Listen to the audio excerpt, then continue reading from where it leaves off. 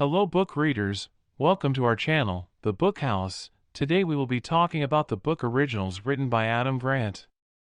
This book delves into how you can utilize your uniqueness as a tool for becoming successful.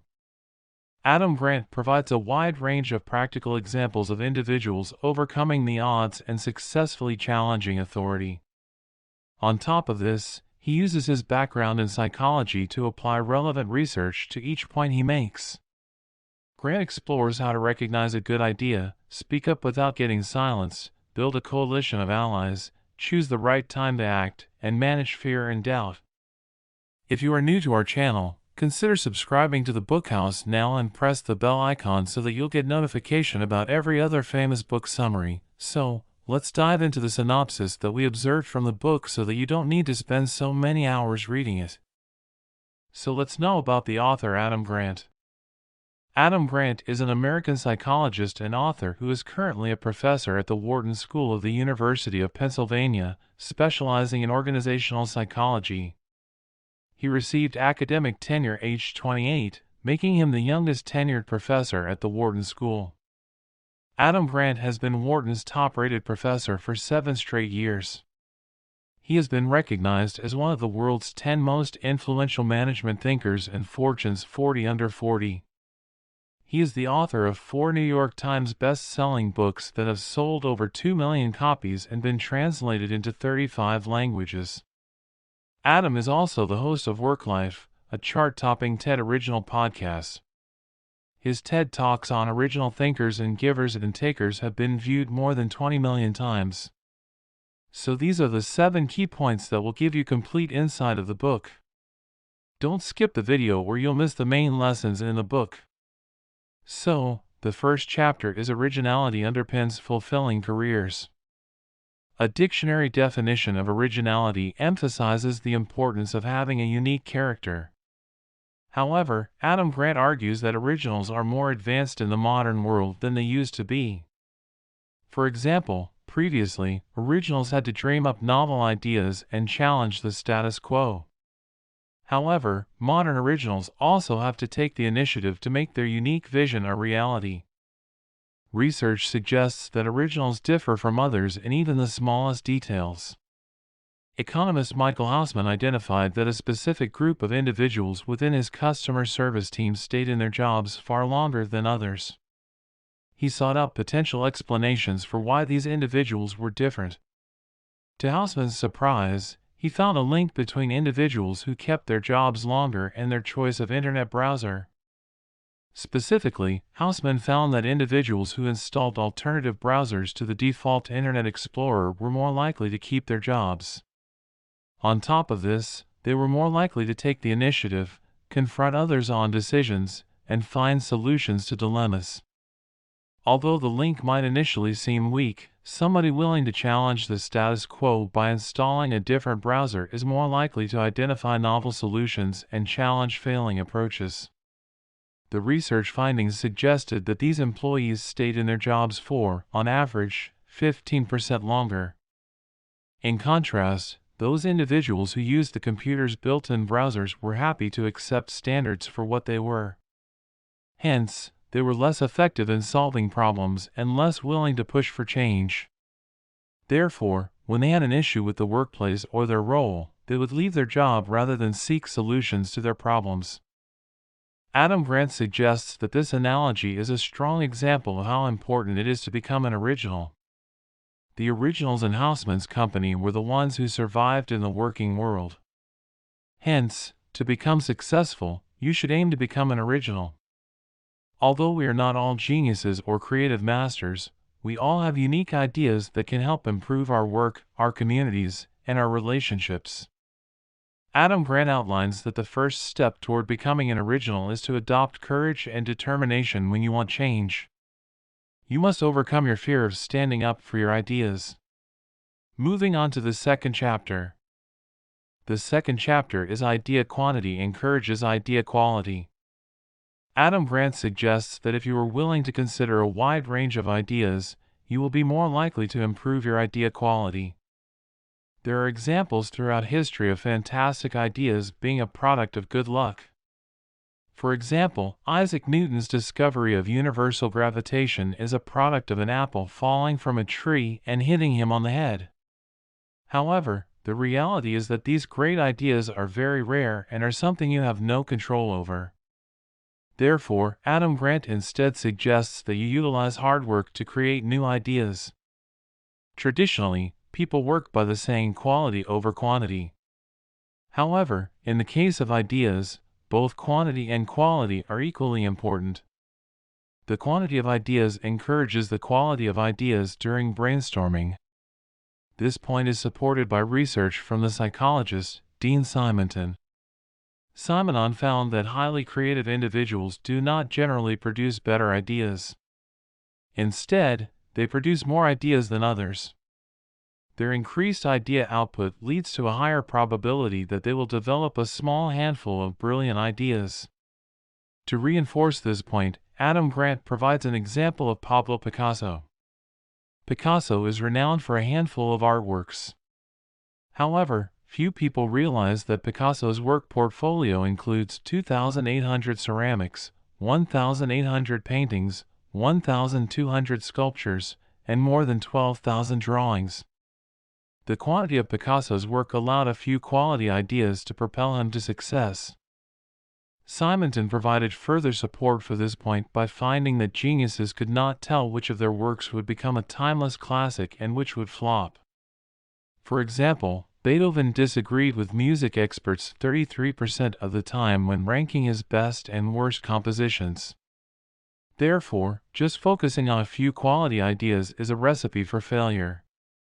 Instead, you must produce as many innovative ideas as possible and increase your probability of success. Although Adam Grant argues that the quantity of ideas is essential, he does not suggest that you churn ideas out like an assembly line. Instead, you have to give ideas time to come to you. Hence, do not immediately reject any idea and do not force ideas. Moving on to the third chapter. The third chapter is procrastination can be productive. Procrastination may be the enemy of productivity, but it can be a resource for creativity. We are frequently told that procrastination is our worst enemy. Plus, almost every self-help book describes successful people as being those who can conquer procrastination. However, several moments of genius have stemmed from procrastination. Martin Luther King Jr.'s "I Have a Dream" line was partially improvised. During his speech, gospel singer Mahalia Jackson shouted at Martin Luther King, "Tell them about the dream." The result was an improvised speech on Martin's vision for America's future. The reason Martin was willing to ditch his script was that he had barely prepared for it. He had only started writing the speech the night before and did not have much content prepared. Therefore, Martin's procrastination allowed him to improvise. Adam Grant describes King's improvisation as an example of the Zeigarnik effect. This effect was described by a Russian psychologist of the same name. The Zeigarnik effect relates to our minds being open to new ideas and insights after finishing a task or giving up on it. Hence, some would view King's unfinished speech, due to him leaving it to the last minute, as something an unsuccessful person would do. However, research suggests that King's unfinished speech provided room for his brain to develop other, more brilliant ideas. Great originals know how to utilize procrastination as a strategy in their idea production. Procrastination encourages gradual progress, rather than rapid progress, which leaves your brain open to a wider range of ideas. Here, Adam Grant provides an example of another famous artist. Few people know that Leonardo da Vinci was a massive procrastinator. He started painting the Mona Lisa back in 1503 but then abandoned the project to work on something else. He didn't actually finish the Mona Lisa until 16 years later. Some would view this as luck. On the other hand, historian William Pennepacker believes that this time allowed da Vinci to procrastinate in an effective way. During this time, da Vinci experimented with optical illusions and new painting techniques. By using this experimentation as a time of procrastination, he returned to the Mona Lisa with a different mindset and new ideas. Moving on to the fourth chapter. The fourth chapter is to admit you have weaknesses. Voicing your opinions has the potential to threaten your business career and your network. Challenging the status quo can be a positive thing, but offering ideas and claiming they cannot fail will land you in trouble. For example, research across nonprofits, retail, and manufacturing suggests that voicing your ideas and concerns to superiors is associated with a lower chance of raises and promotions. Although voicing your opinions can have adverse effects, choosing how you voice your opinions can flip this impact. Adam Grant suggests offering you opinions, but make sure that you also provide reasons why your superiors might not want to accept your proposal. Start presenting your idea by opening with the shortcomings of your idea. Admitting your idea has weaknesses will surprise those you are talking to and suggest you are an honest individual.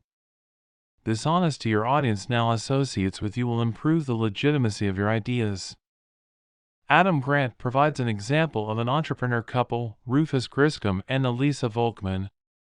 This couple were presenting their online parenting magazine and blog network, Babbel, to potential backers.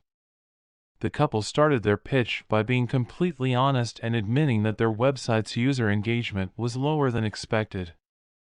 Specifically, 40% of their site was made up of irrelevant celebrity gossip. Additionally, they also accepted that their back end was in significant need of an update. The investors were charmed by the honesty with which the couple spoke about their company. They trusted the couple, and this meant they trusted their company. Subsequently, the couple was able to raise $3.3 million in funding and were eventually acquired by Disney in 2011. Moving on to the next chapter. The fifth chapter is to make radical ideas normal. Adam quoted, "Being original doesn't require being first. It just means being different and better." Humans tend to reject things that are not familiar to us. However, this tendency prevents us from thinking of and accepting original ideas. Despite this, Adam Grant introduces ways to introduce original ideas into your work and get your coworkers on board. Firstly, Adam Grant introduces the mere exposure effect. This effect states that repeating original ideas can help give others time to warm up to the idea. For example, you can introduce an original idea, wait a few weeks, and then reintroduce the idea after your coworkers have had time to normalize the idea. Additionally, research suggests that consistently exposing people to new ideas allows them to become more receptive over time. To enhance the mere exposure effect, Adam Grant recommends that you keep your ideas concise. Plus, try and integrate your original idea into pre-existing ideas that are already widely accepted. Doing this will help others quickly understand the potential applications of your original idea. Finally, you have to be persistent. Your coworkers will likely initially respond to your original ideas in a hostile way. However, with time and persistence, their responses will undoubtedly improve. As well as integrating your original ideas into pre-existing ideas, you can also frame them within a familiar context. Adam Grant provides an example of the famous Disney film, The Lion King. When the original idea of this film was first pitched to Disney, they were very skeptical. The producers did not like the dark storyline that was incorporated into the film script. However, Disney CEO Michael Eisner was able to change people's opinions of the film by framing The Lion King within a familiar context. Specifically, Eisner highlighted the similarities between the film's themes and Shakespeare's King Lear and Hamlet. Immediately, the producers were persuaded. Just providing a common point of reference allows original ideas to become part of a mainstream context. The rest is history. The Lion King became 1994's highest-grossing film and gained 2 Oscars. Moving on to the next chapter. The sixth chapter is to collaborate with opposing opinions. You will not get far in life if you only listen to people who agree with you and offer you constant praise. Criticism is generally not very pleasant, but it is crucial for personal growth. Surrounding yourself with some people who hold entirely different views to you is one way of preventing groupthink. Hence, people are encouraged to share their real opinions rather than just conforming to the majority's views. Adam Grant provides an experiment that supports the importance of including minority views within your company. The psychologist, Charlene Namath, ran an experiment where groups of participants had to hire one of 3 possible candidates. The first candidate was presented as having the best skill set for the job. Therefore, he was a clear choice. In one condition, the psychologist had stooges show a preference for the less qualified candidate. In this condition, the genuine participants conformed to the majority position and chose to hire the less qualified candidate. However, in a second condition, the psychologist had just one stooge offer a minority position by backing the best qualified candidate. In this circumstance, the chance of the participants choosing to hire the best qualified candidate quadrupled. The inclusion of just one minority opinion can prevent groupthink. Groupthink is a negative phenomenon that occurs when people within a group prioritize avoiding conflict by reaching consensus over making the optimal choice. Groupthink was first described as a phenomenon by Yale researcher Lester Irving Janis. Janis outlined groupthink as one of the biggest drivers of poor team decision-making. Additionally, groupthink significantly reduces the potential for creativity. One way to effectively challenge groupthink is to include individuals who are very different but are willing to work towards a common goal.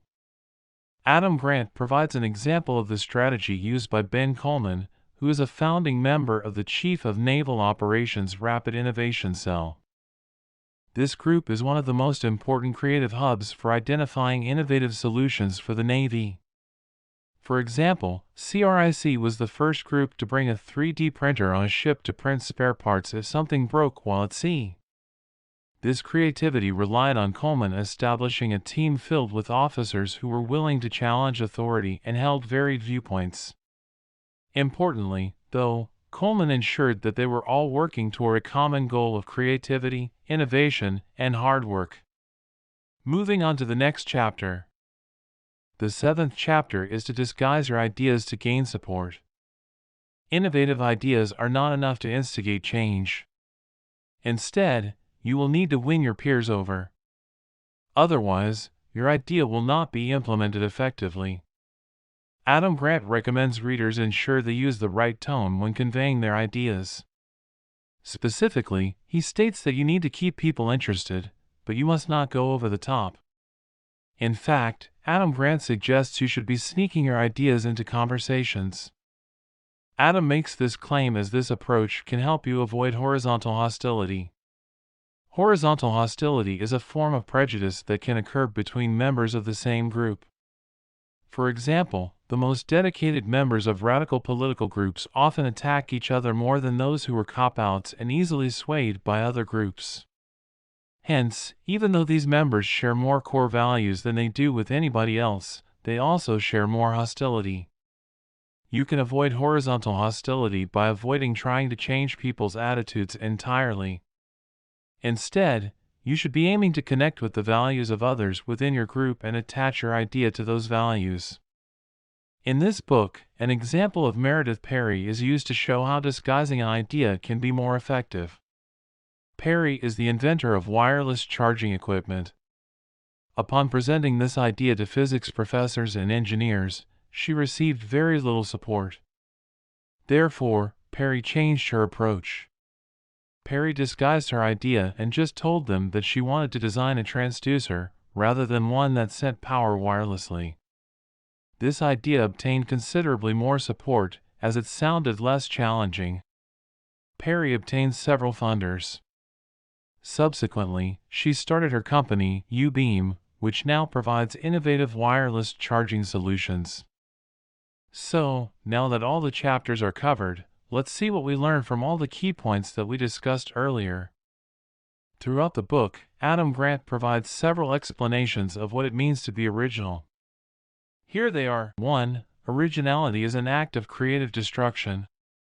2. The hallmark of originality is rejecting the defunct and exploring whether a better option exists. 3. Originality is not a fixed trait. It is a free choice. 4. Becoming original is not the easiest path in the pursuit of happiness, but it leaves us perfectly poised for the happiness of pursuit. 5. Originality brings more bumps in the road, yet it leaves us with more happiness and a greater sense of meaning. So I hope you guys like our short synopsis about the book Originals written by Adam Grant. This summary was the tip of the iceberg. To dive into the full details and support the author, order the book or get the full audiobook on Amazon. All links are provided in the description. Did you like the lessons you learned here? Don't forget to subscribe to our channel for more book summaries like this one. Also, comment below your favorite part or share to show you care.